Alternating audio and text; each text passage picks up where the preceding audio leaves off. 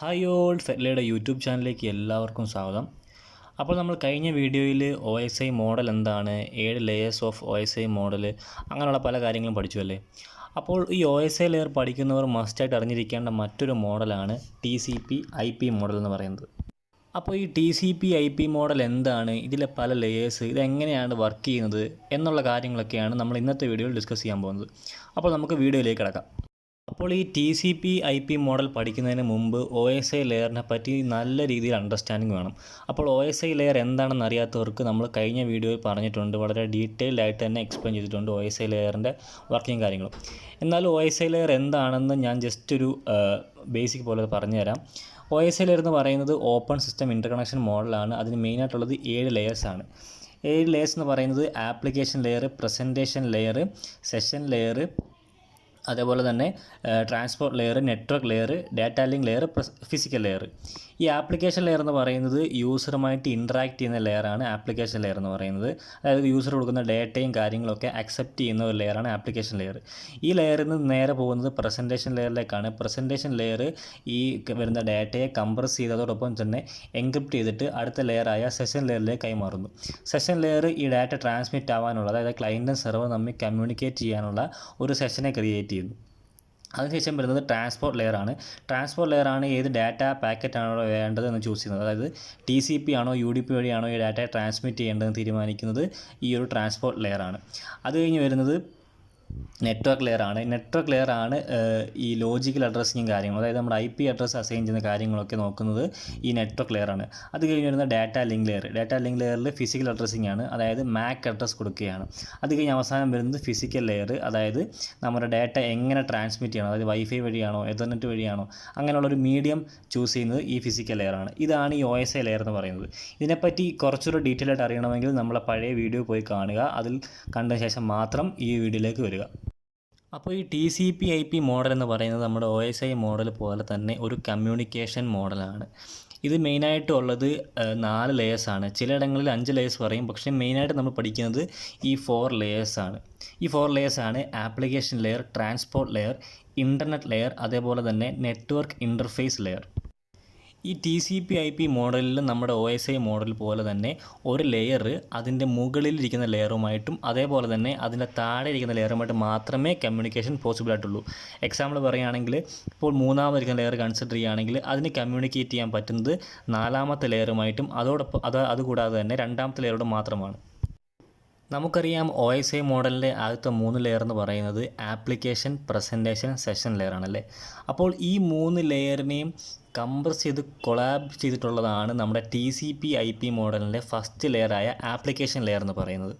കുറച്ചുകൂടെ സിമ്പിളായിട്ട് പറയുകയാണെങ്കിൽ നമ്മുടെ OSI മോഡലിൻ്റെ കേസിൽ ആപ്ലിക്കേഷൻ ലെയറും പ്രസൻറ്റേഷൻ ലെയറും സെഷൻ ലെയറും ചെയ്യുന്ന ജോലി ഈ TCP IP മോഡലിൻ്റെ കേസിലേക്ക് വരുമ്പോൾ ഈ ആപ്ലിക്കേഷൻ ലെയറാണ് ഈ 3 ടാസ്കും പെർഫോം ചെയ്യുന്നത്. അപ്പോൾ നമ്മൾ കഴിഞ്ഞ വീഡിയോ പഠിച്ചിരുന്നു ഈ 3 ലെയറിൻ്റെ മെയിൻ ടാസ്കുകൾ എന്തൊക്കെയാണെന്ന്.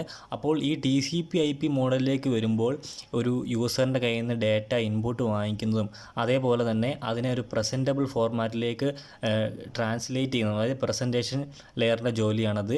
അതേപോലെ തന്നെ ആ ക്ലയൻറ്റും സെർവറും തമ്മിൽ കമ്മ്യൂണിക്കേറ്റ് ചെയ്യാനുള്ള ഒരു സെഷൻ ക്രിയേറ്റ് ചെയ്യുന്നതും, ഈ 3 ടാസ്കും ചെയ്യുന്നത് TCP IP മോഡലിൻ്റെ കേസിൽ ഈ ആപ്ലിക്കേഷൻ ലെയർ ഒറ്റയ്ക്കാണ്.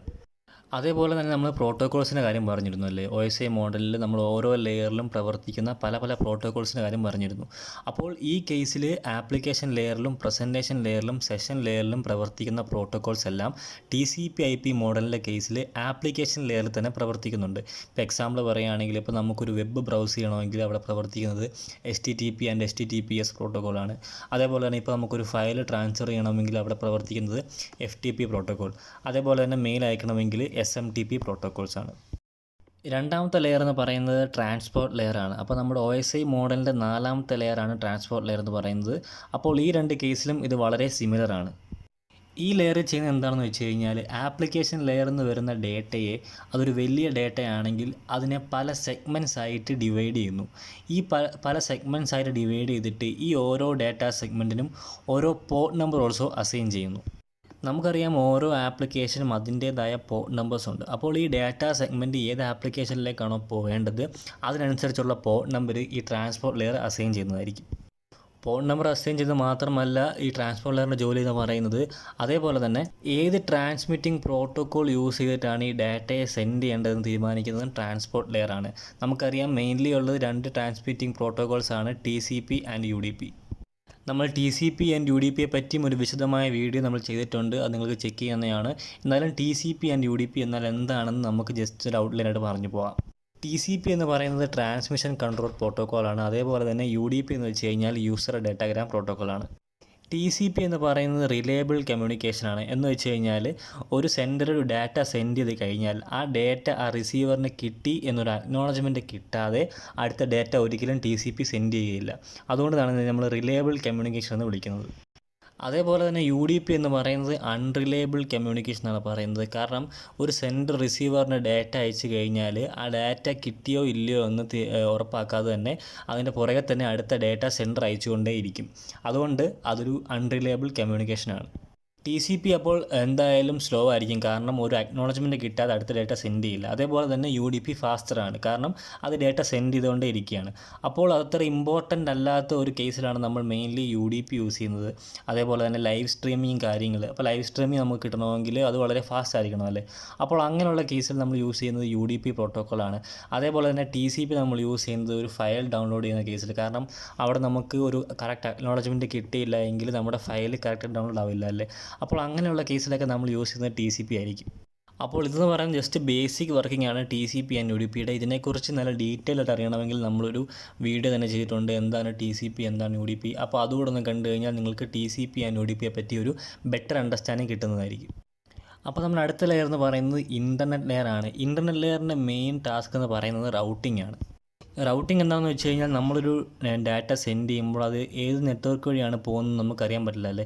അപ്പോൾ ഏത് നെറ്റ്വർക്ക് വഴിയാണ് അല്ലെങ്കിൽ ഏത് പാത്ത് വഴിയാണ് കംഫർട്ടബിളായിട്ട് പോകാൻ പറ്റുന്നത്, അതായത് നല്ല സ്പീഡായിട്ട് പോകാൻ പറ്റുന്ന റൂട്ട് ചൂസ് ചെയ്യുക എന്നുള്ളതാണ് ഈ ഇൻ്റർനെറ്റ് ലെയറിൻ്റെ മെയിൻ ജോലി എന്ന് പറയുന്നത്.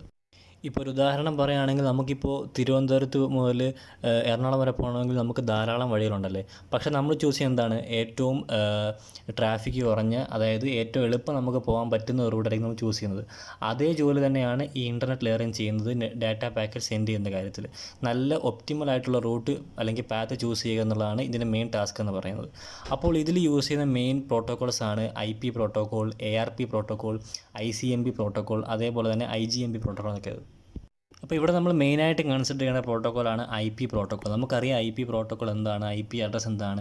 ഒരു നെറ്റ്വർക്കിലെ പല ഡിവൈസസിനെ നമ്മൾ ഐഡൻറ്റിഫൈ ചെയ്യാൻ ഉപയോഗിക്കുന്ന അഡ്രസ്സിനെയാണ് നമ്മൾ IP അഡ്രസ്സ് എന്ന് പറയുന്നത്. അപ്പോൾ നമുക്ക് നമ്മുടെ ട്രാൻസ്പോർട്ട് ലെയറിൽ നിന്ന് കിട്ടുന്ന ഡാറ്റയുടെ സോഴ്സ് IP അഡ്രസ്സും ഡെസ്റ്റിനേഷൻ IP അഡ്രസ്സും എല്ലാം അസൈൻ ചെയ്യുന്നത് ഈ ഒരു ഇൻ്റർനെറ്റ് ലെയറിൻ്റെ ജോലിയാണ്. അതോടൊപ്പം തന്നെ ഈ വരുന്ന ഡാറ്റ പാക്കറ്റ് വലിയൊരു ഡാറ്റ പാക്കറ്റ് ആണെങ്കിൽ അതിനെ ഫ്രാഗ്മെൻറ്റ് ചെയ്യുന്നതും ഈ ഒരു ലെയറിൻ്റെ ജോലിയാണ്. നമ്മുടെ അവസാനത്തെ ലെയർ എന്ന് പറയുന്നത് നെറ്റ്വർക്ക് ഇൻ്റർഫേസ് ലെയറാണ്. ഇതിൻ്റെ യൂസ് എന്താണെന്ന് വെച്ച് കഴിഞ്ഞാൽ ഒരു ഡിവൈസിൽ നിന്നും മറ്റൊരു ഡിവൈസിലേക്ക് ഫൈനൽ ട്രാൻസ്മിഷന് സഹായിക്കുന്നത് ഈ ഒരു ലെയറാണ്. അതായത് നമ്മുടെ ഇൻ്റർനെറ്റ് ലെയറിൽ നിന്ന് പാസ്സായി വരുന്ന ഡാറ്റയെ എങ്ങനെ ആ ഡിവൈസിൽ നിന്നും മറ്റൊരു ഡിവൈസിലേക്ക് പാസ് ചെയ്യാം, അതായത് ഇലക്ട്രിക് സിഗ്നലായിട്ടാണോ അതോ ലൈറ്റ് സിഗ്നലായിട്ടാണോ അതോ അവിടെ ഏത് മീഡിയമാണോ യൂസ് ചെയ്യുന്നത് അതിനനുസരിച്ചുള്ള സിഗ്നലായിട്ട് കൺവേർട്ട് ചെയ്തിട്ട് ആ പർട്ടിക്കുലർ ഡിവൈസിലേക്ക് സെൻഡ് ചെയ്യുന്നതാണ് ഈ ഒരു നെറ്റ്വർക്ക് ഇൻ്റർഫേസ് ലെയറിൻ്റെ ജോലി എന്ന് പറയുന്നത്. അതുപോലെ തന്നെ ഈ ഒരു ലെയറിൻ്റെ മറ്റൊരു ജോലിയാണ് MAC അഡ്രസ്സിങ് അല്ലെങ്കിൽ ഫിസിക്കൽ അഡ്രസ്സിങ് എന്ന് പറയുന്നത്. നമ്മുടെ OSI മോഡലിലെ ഡാറ്റ ലിങ്ക് ലെയർ ചെയ്യുന്ന ജോലിയാണ് ഇവിടെ നെറ്റ്വർക്ക് ഇൻ്റർഫേസ് അല്ലെങ്കിൽ നെറ്റ്വർക്ക് ആക്സസ് ലെയർ ചെയ്യുന്നത്. അപ്പോൾ ഇതാണ് ഇന്നത്തെ വീഡിയോ. നിങ്ങൾക്ക് TCP IP മോഡൽ എന്താണ് എന്നൊരു ബേസിക് ഐഡിയ കിട്ടിയിട്ടുണ്ടെന്ന് വിചാരിക്കുന്നു. ജസ്റ്റ് നമ്മുടെ OSI മോഡൽ പോലെ തന്നെയാണ്. അത് പറ്റി നല്ലൊരു അണ്ടർസ്റ്റാൻഡിങ് ഉണ്ടെങ്കിൽ TCP IP മോഡൽ ഓൾസോ പഠിക്കാൻ വളരെ എളുപ്പമാണ്. അപ്പോൾ ഇതാണ് ഇന്നത്തെ വീഡിയോ. അപ്പോൾ എല്ലാവർക്കും വീഡിയോ മനസ്സിലായതെന്ന് വിചാരിക്കുന്നു. അതോടൊപ്പം തന്നെ എത്തിക്കൽ ഹാക്കിംഗ്, സൈബർ സെക്യൂരിറ്റി താല്പര്യമുള്ളവർക്ക് നമ്മളൊരു 10 days ട്രെയിനിങ് ഓൾസോ പ്രൊവൈഡ് ചെയ്യുന്നുണ്ട്. അപ്പോൾ അതിൽ ജോയിൻ ചെയ്യാൻ ഇൻട്രസ്റ്റ് ഉള്ളവർക്ക് താഴെ നമ്പർ കൊടുത്തിട്ടുണ്ട്, അതിലേക്ക് മെസ്സേജ് അയക്കാവുന്നതാണ്. അപ്പോൾ മറ്റൊരു വീഡിയോ ആയിട്ട് നമുക്ക് കാണാം. Thank you, by.